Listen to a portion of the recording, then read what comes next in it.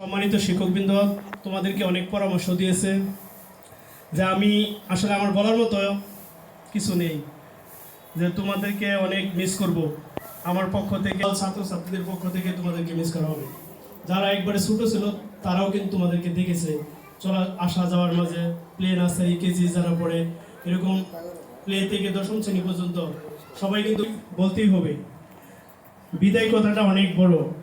আমাদের শান্ত স্যার বলছে বিদায় মানে কি? বিদায় মানে কি স্থানান্তরিত হওয়া নাকি না একবারে চলে যাওয়া?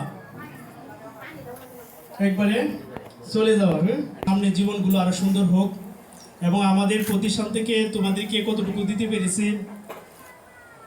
কতটুকু দিতে পারি নাই, যদি কোনো জায়গায় 100% কেউ দিতে পারে না। যদি তোমাকে নিয়ে ভাবে এবং তোমাকে কিছু দেওয়ার চিন্তা ভাবনা করে, এরকম 80% অ্যাচিভমেন্ট থাকে, তাহলে তারা সাকসেসফুলের দিকে এগিয়ে যায়। যে সময়টুকু আছে এই সময়টুকু কাজে লাগাও। আমাদের প্রতিষ্ঠান থেকে স্থানান্তরিত হচ্ছে যে উদ্দেশ্য নিয়ে, আজকে তোমরা আমাদের কাছ থেকে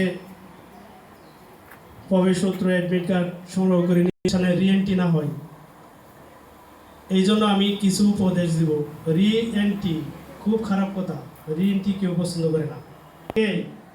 অনেক ভালো জায়গায় যেন তোমার সাথে আমার দেখা হয়, তোমার সাথে যেন আমার দেখা হয় সেই বিশ্ববিদ্যালয়ের বড় একটা প্রতিষ্ঠানের দ্বার প্রান্তে।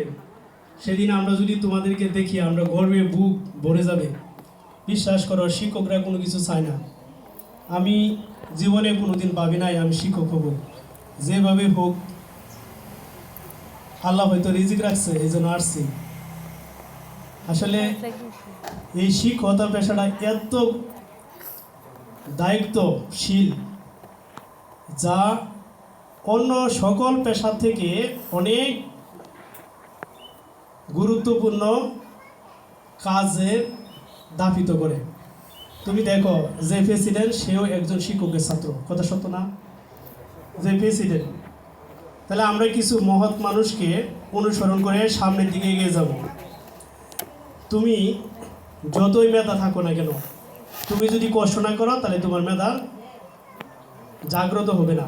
মেধাবীরা মেধা তৈরি করে, ঠিক না?